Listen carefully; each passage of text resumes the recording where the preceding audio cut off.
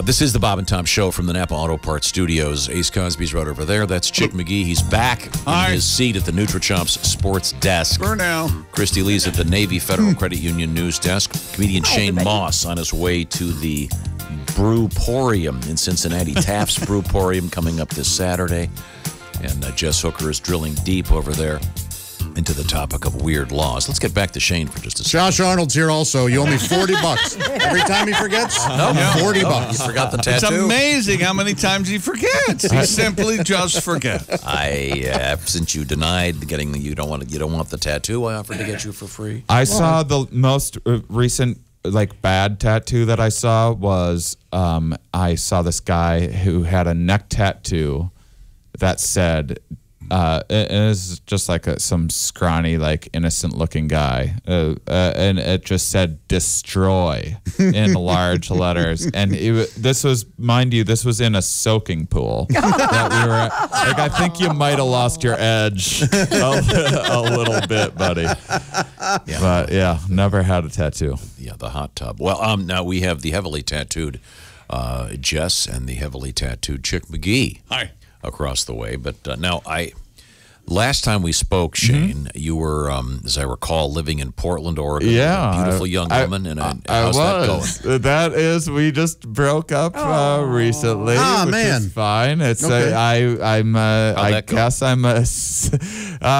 You know, I've heard people say it's fine about these situations, but you do seem absolutely giddy about this. I feel a little bad for her. I think it's your laughter that's throwing me, but yeah, that's. Well, I guess I'm just accepting that I'm a serial monogamous. This is my fourth one in a row that it's exactly the same thing every time, where it's first year just amazing. Oh my God, I want to be this person forever. And then the second year, a couple issues bubble up. The third year, now we're getting relationship counseling and stuff, and then right around 3.5, 4 year mark. That just seems to be that's as long as I. And by the way, I'm not breaking up with you. We're gonna play some weird demented breakup chicken situation.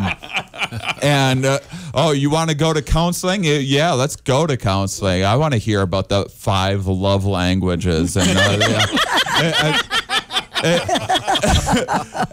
But it's I've noticed this pattern, and so first off, there is I have a science show and we talk a lot about biology and mating behavior. So here's one of the most depressing things, and I've been thinking about it quite a bit lately. And I'm going to bum everyone out. Whatever, I don't care. I'm going through a thing.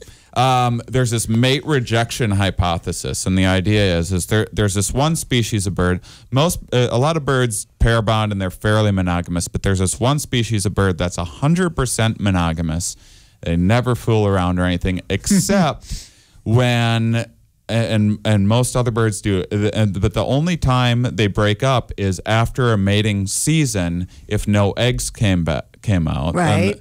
Then there's a genetic incompatibility, and then they split up. Okay. And the idea is it's probably they don't realize that's why they're you never wipe your feet off before you get in the nest. He's I'm trying to bring worms back to them. They think that's what it's about, but it's a genetic incompatibility.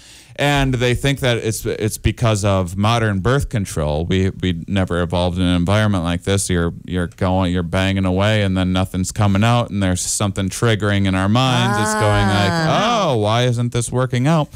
So here's what happens every time. My first year, best sex life ever. Couldn't ask for more. And then right around that time that a kid would normally become, that's when she always wants to start mixing it up a little bit, and I'm always just I'm happy with how things were going. It's okay if things taper off a little bit, and I'm just not. And then I feel weird because I'm not a kinky guy, and I'm not gonna role play with oh, you're in trouble now. I'm not an improviser, I'm not I'm a stand-up comedian. I peddle genuine honesty, and I'm not the wacky guy guy around the office that takes improv classes. I'm how are we gonna pay for this bill? That's not who I am.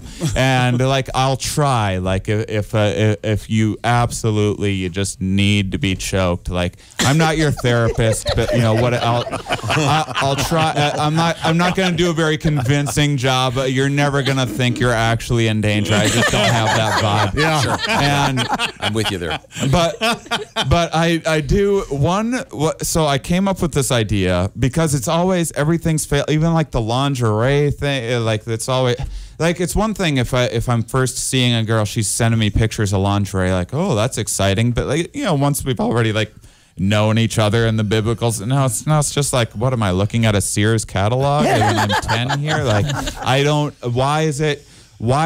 I liked your boobs when they were naked. Why are we putting a puzzle around them? Now I'm feeling incompetent figuring out this Bubik's Cube situation. And then it makes me feel so, and part of the problem is mixing things up. Like you've already done all of the classics. You've already done all the best positions. And now to mix it up, you're going to the Kama Sutra, which is just a book of horrible, uncomfortable ideas. And I think in my next relationship, because I know this is, you know, I'm going to fall for some way, and we're going to, knowing ahead of time, this is my pattern, but I want it to last longer.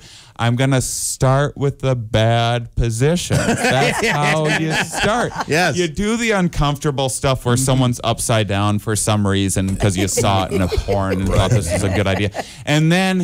And then you just slowly, as it goes on, slowly integrate more sensible thing. And then like normality. Yeah, and then like a third-year relationship, you bust out like doggy style for the first time. Whoa, that was so comfortable.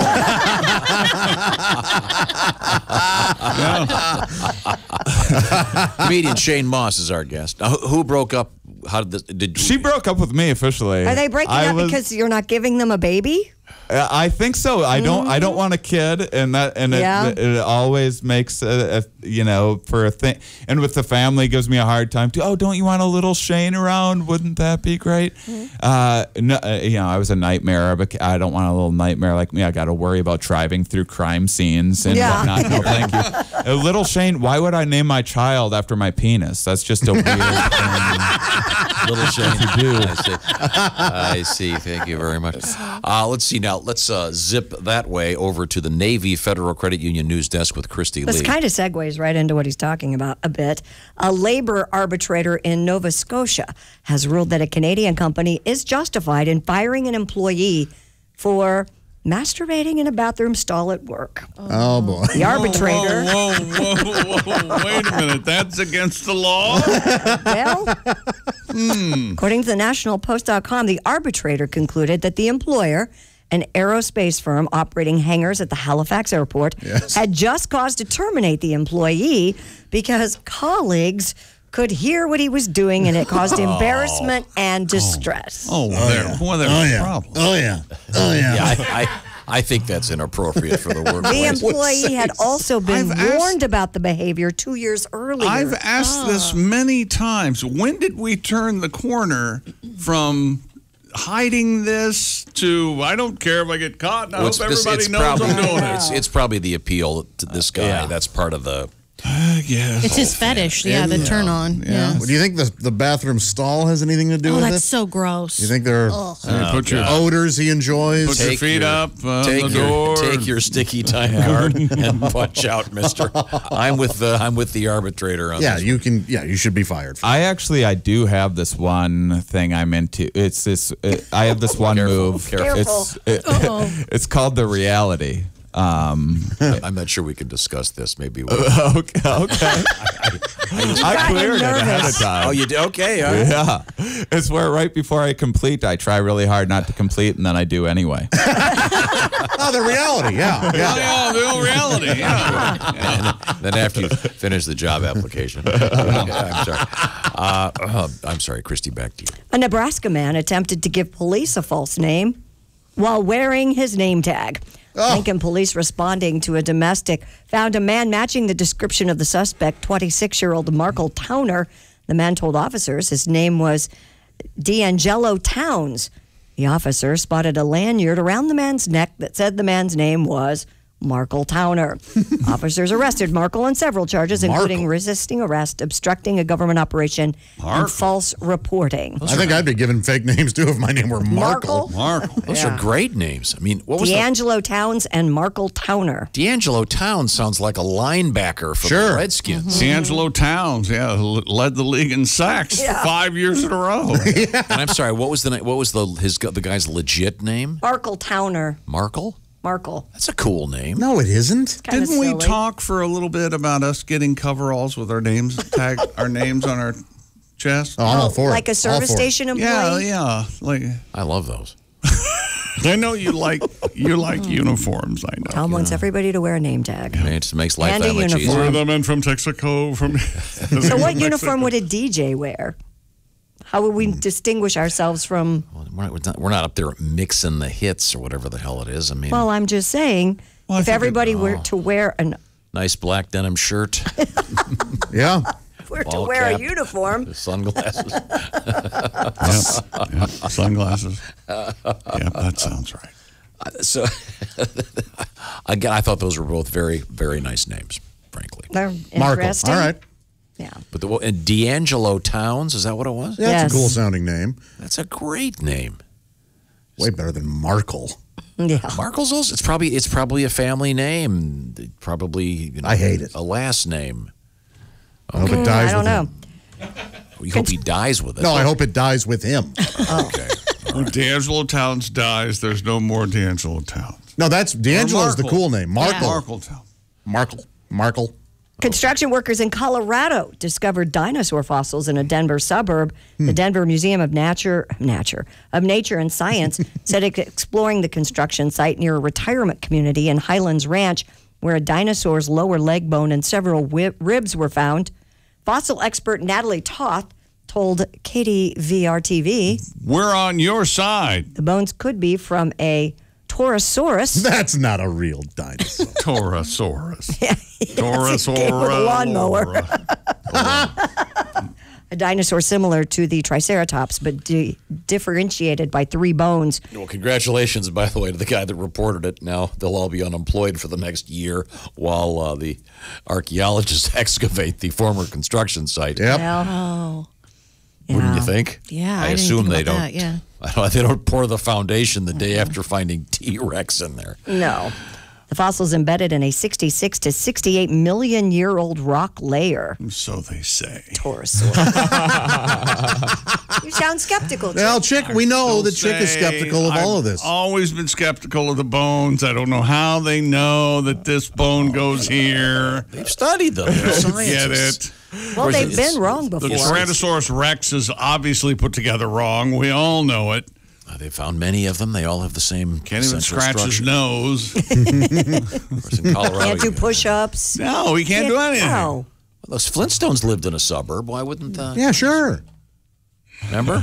Yeah, you know what? You're right. They did. They sure did. The Flintstones lived in a suburb. They sure did. Bedrock, I believe. Yes, that's exactly right. God, I would have loved to have been on the writing team of the Flintstones. You would, yeah, that's right up your alley. Oh God, the garbage disposal. It's a living. So funny. Yes. The record player. Although- the big. The shower, Oh, yeah, the elephant trunk. the mammoth, the woolly mammoth Yeah. trunk. Yeah. Oh God, what a great. Had you written for the Flintstones, though, a lot more fecal-related material. It would have been way more scatological, I think. Of course, that Dinosaur poop everywhere. that pelican. Brings me to this story, Josh. Thank would have you. been upset. A natural gas company in Maine wants to turn cow poop into gas to heat homes. Summit Utilities is partnering with Maine's dairy industry through construction of an anaerobic digester to produce natural gas. Huh. Farms will provide the manure. Sure. Dan Burgess, director of the governor's energy office, said it's encouraging to see a new technology that can both reduce waste and heat homes. Kurt Adams, president and CEO, said Thursday that the company plans to spend about $20 million on the renewable natural gas project. Yeah, I got a question. Yeah? What about the smell? Uh-huh. Yep. So it's an off-site heating system. You don't just throw a cow turd on the fireplace there. Well, of course not. Well, yeah, but how would that still, turn to natural gas? There's Tom? got to be a residual odor. It's scientists. Got to be. They don't just hook a hose up to the cow's behind and, No? hey, bossy, fill her up with methane. Pump it right into the furnace?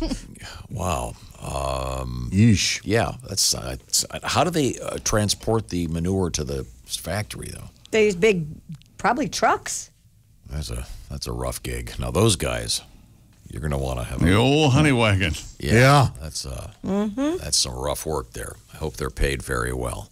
Now, it's time to us to continue to dig deep. Jess Hooker with state laws that are rather unusual. What have you got over there? In Oregon, you may not leave a box of human feces on the side of the road. It's a good law. Yeah, it is good law. So don't put your feces In a box. in a box. So that means you can leave them. In a bag. You can leave them on the side of the road. You can let them Don't box them up. free range. Yeah. Free range deuce. Okay. Right. Let me ask though, can I still put a bow on it? That would class it up. When we come back, we'll find out. Now Some people don't test well, Tom. They're not test takers. yeah, I guess that aviation test was a flop also. Jeez. Wow. If you and your sister don't shut up, I'm driving this plane. so help me God, I'm crashing this plane. I'm sorry. So we had a guy in Canada that was the official arbitration council said this guy can be fired for loudly pleasuring himself In the bathroom at in work, the bathroom at work. Boy. You know he'd already been warned. 2 years before. So he'd been doing it a while. Yeah, so he had to know that people knew. Of course. Yeah. He must not have cared or he liked it. Well, either Roy's wearing his flip-flops again, or he's digging deep into his little Shane. So what sort of noise? Like oh yeah, a lot of that. Oh, this feels good when I. Yeah, woo! Do you make noise when you're by yourself? Oh, sure. A lot of chatter. Yeah. Oh yeah, here we go. Yeah. Really? Do you do voices? Oh, my favorite part's coming up. Now, Oh baby. Shane Mauss is here with us. Like I said, you have detached yourself. Yeah. I've been, like I said, trying to take care of myself. Well, that was like a big part of it too. Was it's supposed to be a big confidence boost, going and like taking care of yourself, and it has not worked out. It's done just the opposite. Part of my problem is, like I said, I have like a bad foot from an old injury, but more seriously, I don't want to get us bogged down with a bunch of medical jargon here, but there's like a small vacuum in my soul. Yes. Yeah. And where a lot of people kind of store their meaning and purpose that kind of just has them driving forward in life. I just have a bit of a void there, and it's not a big deal. It just kind of throws off my internal compass and has me wandering aimlessly through bewilderment and doubt, and that makes it super hard to do overhead squats. Yeah, it sure does. Yeah, I can imagine. Yeah, my CrossFit coach says I just need to work on my hip mobility, which I think is treating the symptom rather than the cause. But, I did. Now, you've been renting vans and driving all over the country, I understand, and living in Airbnb. Tom's fascinated by this. Well, that's my plan. Is at the end of the summer, because what I've been doing is flying to a place, renting a vehicle, driving around, flying back. Now that I'm not in a relationship, I just want to. So where's your stuff? Living on. Most of my stuff is in storage right now, and then I'm traveling with the rest of it. That's weird. He's a vagabond. Why is it weird? I mean, it's weird for Tom. Where do they send but I travel for a living, so normally where do I they have send to, your cell phone bill? I have a mail forwarding service. They scan your mail, they send it to you, then you click open my mail, and then they scan that for you. I've never heard about this. It's perfect. That sounds fake. Yeah, and then they send now you Tom's on board all of a wherever sudden. you at. I haven't opened mail in years anyway. Yeah, and you love that I hate part. opening mail. For the last 14 years, I've been always on the road, and I've been paying rent at a place that I'm never ever at. Well, I get that, but I didn't know you could have a place that opens your mail. Yeah, absolutely, you can. Yeah. There's all sorts of mail forwarding services. It's fantastic. And who uses mail anymore, Tom? You're dating yourself. No, I don't. I don't open my mail. Yeah, me either. No, the guy dating himself was the guy in the story that was mad. He's dating himself. I do. I mean, it's still a bit of an issue. I'll get or talk about customer service and being polite or whatever. I'll get the credit card people once in a while, like the old bill collector.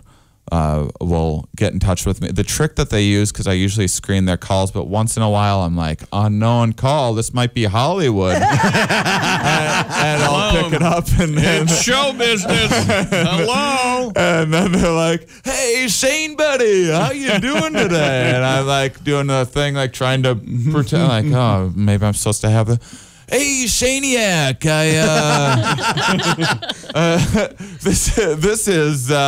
this is your Chase Freedom account. Like, got me again. And they're like, what do you think about making a payment on the old Carter-Rooney today? Sure, friend. You think you can spot me a few bucks? Yeah. Mail forwarding. Shane will be in Cincinnati, then Cedar Falls, Des Moines, Wichita, Tulsa, Norman, KC, and Omaha.